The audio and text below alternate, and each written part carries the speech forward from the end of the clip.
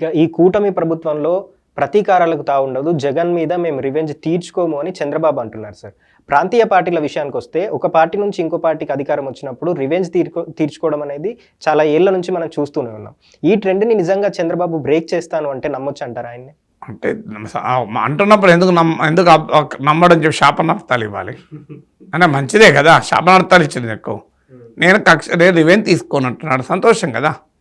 Revenge తీసుకోకుండా కక్ష సాధింపు లేకుండా ఒక కొత్త ప్రజాస్వామిక స్ఫూర్తితో ప్రతిపక్షాన్ని గౌరవించి ప్రతిపక్ష ముఖ్యమంత్రిని గౌరవించి ఒక రాష్ట్ర అభివృద్ధి కొరకు ముఖ్యమంత్రి ప్రతిపక్ష నేతలు రాజకీయ విభేదాలున్నా వ్యక్తిగత విభేదాలున్నా పార్టీల మధ్య విద్వేషం ఉన్నా కలిసి రాష్ట్రం కొరకు పనిచేస్తే మంచిదే కదా.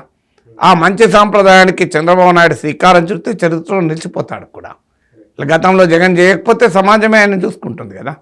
అంతా జగన్ బాగా చేస్తే మీరెందుకు 124 సీట్లతో గెలుస్తారు? అందువల్ల ఈ సైకిల్ నువ్వు నన్ను చేసావుగా నేను నిన్ను చేస్తాను అనేటువంటి సైకిల్ పోవాలి.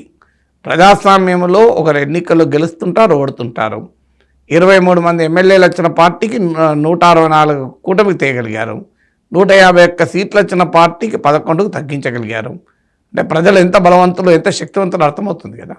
అందువల్ల అయితే గత ప్రభుత్వంలో తప్పులు జరిగినా, గత ప్రభుత్వంలో నేరాలు ఘోరాలు జరిగినా కక్ష సాధింపు కాదు అంటారేమో అని ఆగాల్సిన అవసరం లేదు.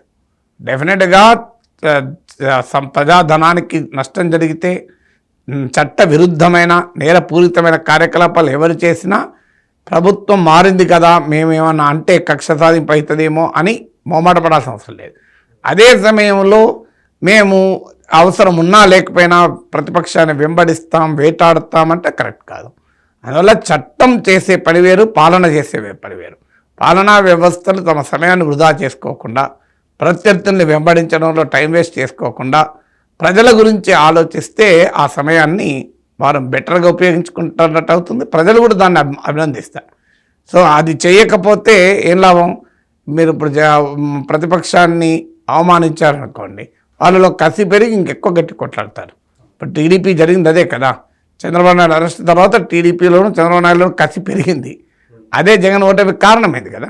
జగన్ గెలుపుకు వైసీపీ కార్యకర్తలు కసితో పనిచేసిన దాంతో పోలిస్తే జగన్ ఓడించడానికి చంద్రబాబు నాయుడు గెలిపించడానికి టీడీపీ జనసేన అంతకన్నా అనేక రేట్లు కసితో పనిచేశారు.